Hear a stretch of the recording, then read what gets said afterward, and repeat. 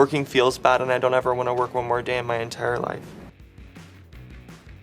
Have you ever felt like you're wasting your single precious life doing a job you hate? Right now, millions of U.S. workers are quitting their jobs in the Great Resignation after the COVID-19 pandemic sparked a mass reevaluation of priorities. But on Screen, we've gravitated for decades towards characters who express a philosophy of life that's an alternative to capitalism's assumptions. We don't have a lot of time on this earth. We weren't meant to spend it this way, filling out useless forms and listening to 8 different bosses drone on about mission statements. These anti-work characters riot against unlivable working conditions, challenge irresponsible companies that care only about making a profit, refuse to acquiesce to senseless labor, call out parasitic consumer culture, use the jobs that are exploiting them to their own advantage, reveal the evils of a system based on capital, and won't give up their principles or identity for the workplace. If given a choice between doing something and nothing, I'd choose to do nothing. But I will do something if it helps someone else do nothing. I'd work all night if it meant nothing got done. Being anti-work doesn't mean being against all labor and effort. It's about refusing to let what we do for income cost us our lives and our humanity. Here's our take on the anti-work heroes of film and TV and what their anti-work ethic teaches us about resisting soul-sucking jobs and changing the system.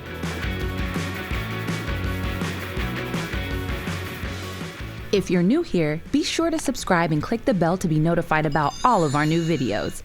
Thank you to Brilliant for sponsoring this video. Brilliant is an interactive problem-solving website where lifelong learners can improve their STEM skills. Brilliant has recently upped the interactivity on their platform to a whole new level, and I love how their courses help me learn through doing. Best of all, they use fun activities like puzzles to help you master math and science. Try Brilliant today. Just click the link in the description below or visit brilliant.org/thetake.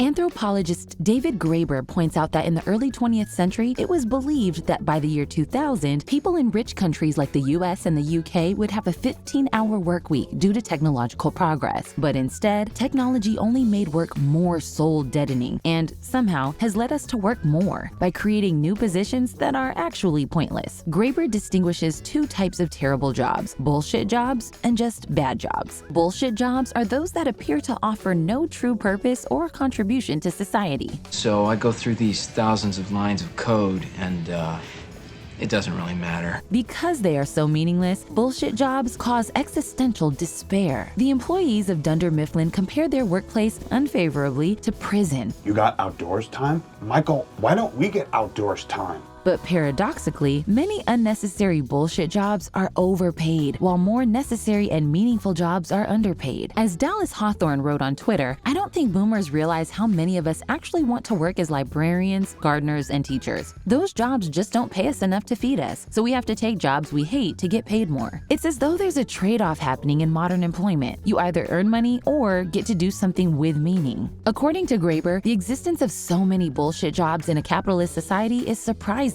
because it goes against the primary goal of any company, to earn as much money as possible. Efficiency is priority number 1, people, because waste is a thief.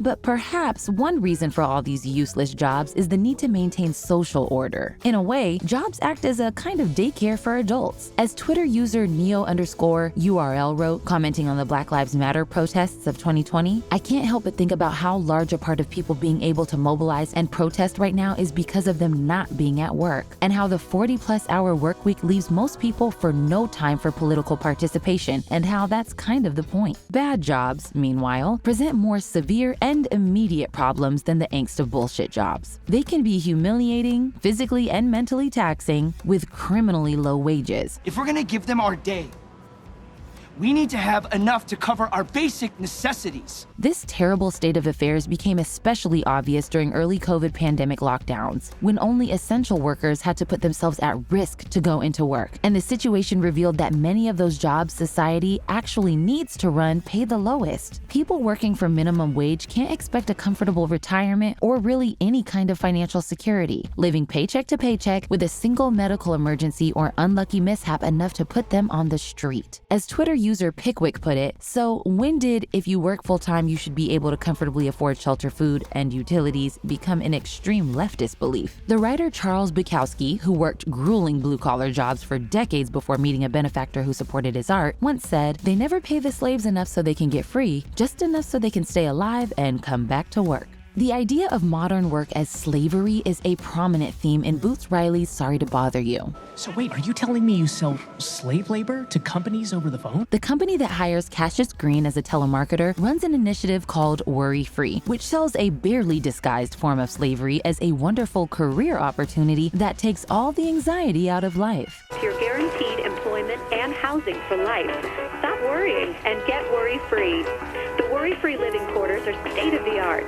The worry-free food is to die for. Perhaps the only redeeming quality of bad jobs is that, unlike bullshit jobs, they're at least useful to society, so they cause less guilt and rumination. In 1999's Office Space, Peter's friend, who is a construction worker, is less mentally tortured than Peter. In the end, Peter also ends up working construction and enjoys that manual labor allows him to actually see the product of his work. But ultimately, both bad jobs and bullshit jobs compromise employees' humanity. In Sorry to Bother You, the idea of workers being robbed of their humanity takes an absurd turn to the literal. A chemical change to make humans stronger, more obedient, more durable, and therefore more efficient and profitable.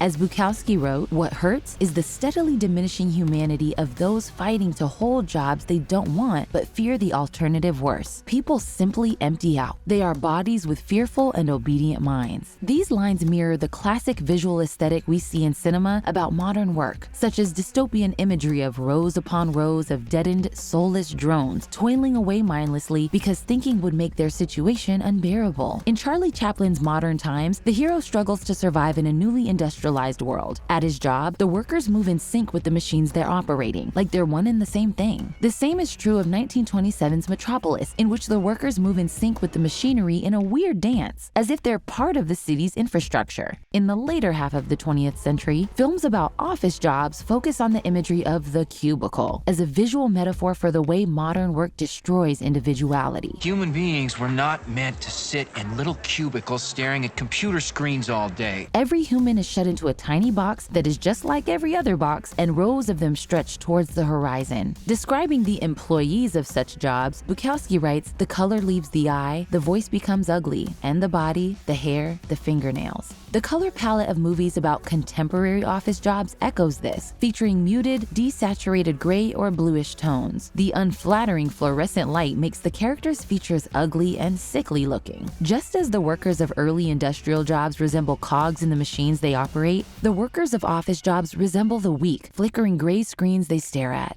No, I wouldn't say I have a passion for HR.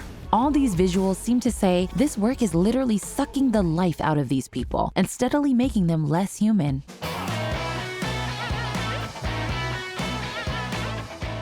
Among the TV and film characters that resist work, there are several distinct subtypes. The first type is the delinquent, immature slacker. These are usually young professionals who are distinguished by their profound lack of ambition. I'm not really cool with the amount of responsibility I have now, so if you wanted to promote me down a peg, I'd be cool for that. What makes these overgrown, children-esque characters so fun to watch is that they find ingenious ways of making their terrible jobs work for them. They turn everything into a game. You're literally making paper airplanes out of police reports right now. Well, how am I supposed to get it into that garbage can? Or just use their time at work to do whatever they feel like doing. Alana?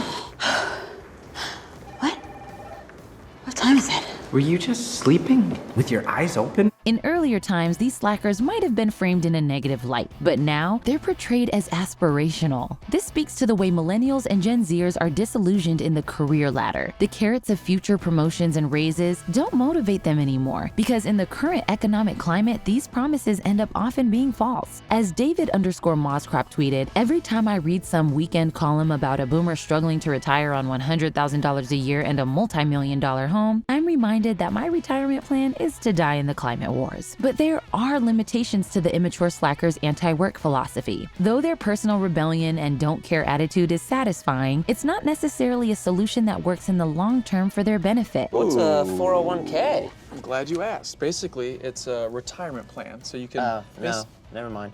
I totally thought it was a laser. And their actions don't really address the systemic problems either. The second type of anti-work character is the workplace saboteur. Whereas the slacker just doesn't care at all about their work, these characters disagree with their jobs on a philosophical level and express their rebellion in more subtle ways. For Ron Swanson of Parks and Rec, government work is antithetical to his libertarian values. Am I interrupting something important? Impossible. I work for the government. Ron is enthusiastic about his own hobbies and a hard worker, but at the Parks and Rec department, his only goal is to stall government work on principle. I like saying no.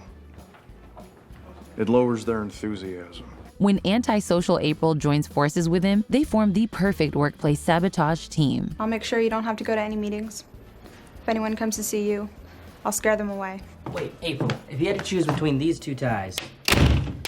You're hired. The Office's Jim Halpert might seem like one of the slacker characters, but he actually fits best into the workplace saboteur category because his dislike of his work stems from a philosophical place. Jim's pranks on Dwight are actually an expression of his workplace philosophy. Sabotaging Dwight, who takes the job intensely seriously. Once in a while, I'll take a long lunch. A siesta. Time thief. Time thief. Fire him. Represents Jim's opposition towards the attitudes encouraged by modern corporate work. Yawn. 4 seconds. What are you doing?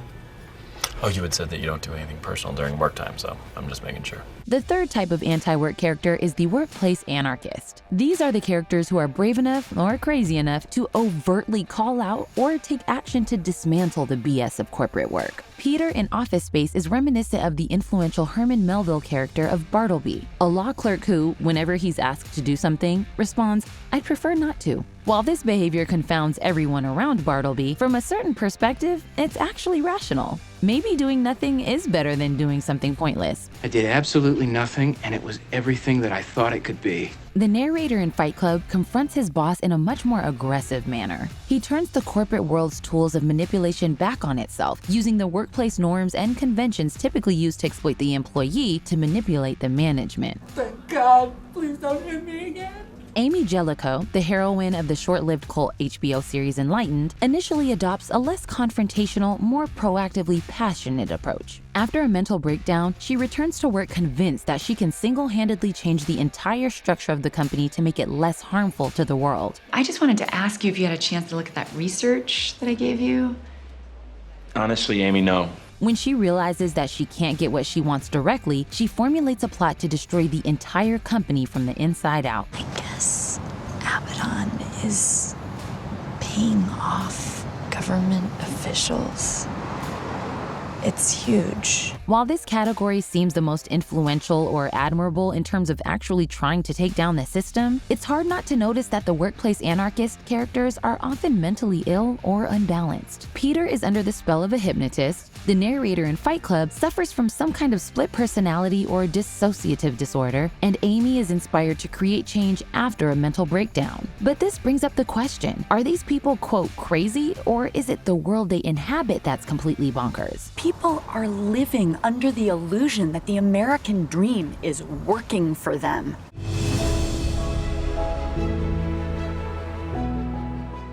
It was right in everyone's face. Tyler and I just made it visible. It was on the tip of everyone's tongue.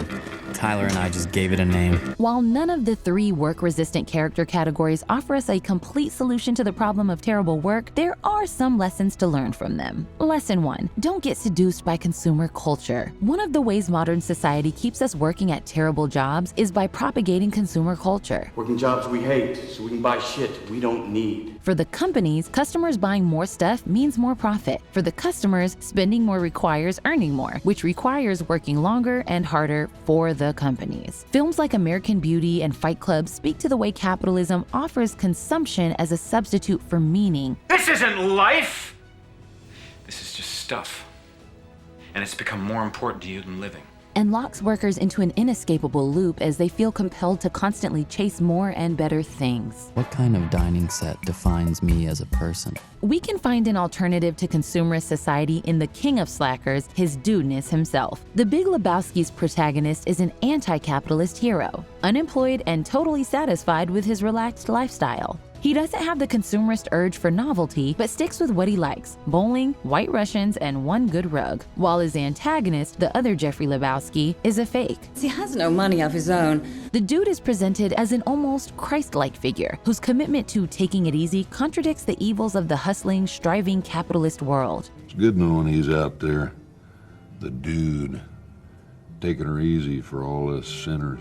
Lesson 2. Question the status quo. It's dangerous to think that the way things are is necessarily the way they should be. As Queerly Autistic tweeted, "I've come to the conclusion that the sole purpose of homework is to condition children into accepting that unpaid overtime and ridiculous hours and not being able to escape work even in your own home are a normal thing to expect in your future." But even those brave enough to attempt to disrupt the status quo need to be watchful too, because capitalist markets have a tendency not just to crush revolt, but to subsume it, using dissent to their own advantage rather than simply destroying it. Then maybe they want to organize, maybe they want to rebel, and that's why we need someone on the inside who represents Worry-Free's needs. This is illustrated symbolically in The Matrix Reloaded, when Neo finds out that he isn't the only one, but is one of several versions in a repeating formula where the one's revolt is used to actually maintain the system. The anomaly is systemic. In the 1976 film Network, when newscaster Howard Beale announces his plan to commit suicide on air after he's fired for low ratings, the gesture of revolt causes a huge surge in his viewership, thus benefiting the TV network he was revolting against. And when Beale's later on-air tirades get too anti-corporate, the head of the network takes the teeth out of Beale's protest by indoctrinating him with the kind of dry, abstract, big-picture language that corporations love, because it removes the human element and makes audiences' eyes glaze over. One vast and immane, interwoven, interacting, multivariate, multinational dominion of dollars. Language notably similar in that sense to the architects in The Matrix Reloaded. Your life is the sum of a remainder of an unbalanced equation inherent to the programming of the Matrix. In real life, we can spot how corporations likewise co-opt societal resistance in their marketing, which shamelessly attempts to reduce social justice issues to press campaigns, or claims to be boldly fighting against climate change in service of getting us to buy more pollution-causing products. Lesson 3. Don't make work your identity. The world tells us that work is not just a way to earn a living, but also a route to self-fulfillment, creative expression, and general badassery. A job can become an identity, especially if the work is necessary and or driven by passion. You're off work, Christina. Go enjoy your day. No, I'll enjoy my day if I can help retrieve a heart, I promise. But nowadays, it doesn't seem to matter what you do, as long as you're working really hard at it. As Sleepy Socialist tweeted, the worst capitalist brainwash is being proud of your own exploitation. Saying you've worked 80 hours a week since you turned 17 isn't a flex. It's sad. Where have you been? Sleeping. What?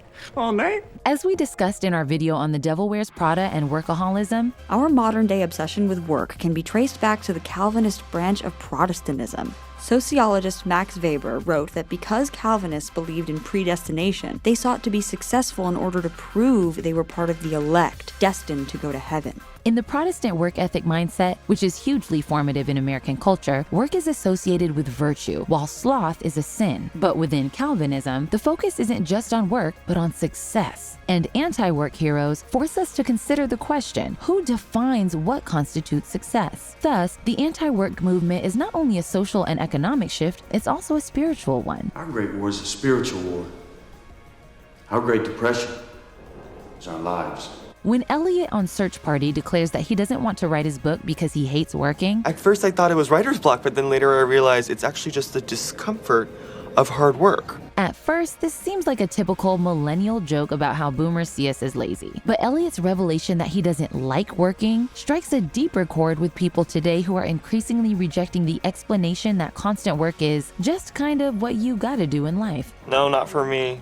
Lesson 4. Help others act on lessons 1 through 3. Finally, it's important to keep in mind that many of the anti-work actions that can be taken are only available to those with a certain amount of privilege. It takes having money to not care about money. Most people do not have the privilege to opt out of terrible jobs, and many have to fight for jobs most wouldn't want. And as Ava DuVernay illustrates in 13th, there are racial aspects of employment problems, like the way that prison inmates, mostly people of color, are forced to participate in basically uncompensated labor, often for the profit of private companies. colonies. We now have more African Americans under criminal supervision than all the slaves back in the 1850s. Partnerships between correctional industries and private business are a rapidly growing segment of a multi-billion-dollar industry in America. So it's not enough to just rebel on an individual level. Big societal changes need to happen in order to stop the onslaught of terrible, humiliating, and unlivable employment. Well, you don't talk white enough. I'm not talking about sounding all nasal. It's like sounding like you don't have a care. Breezy, like, I don't really need this money.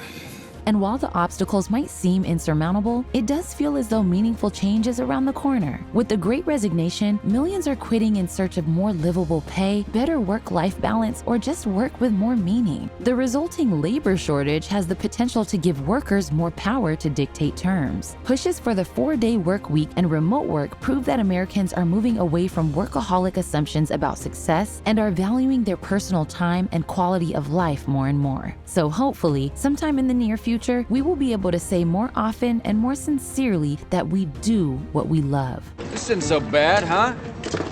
Making bucks, getting exercise, working outside. This video was written by friend of the take Anya Formozova. If you liked the ideas here, you can check out her channel Q22 for more interesting cultural insights.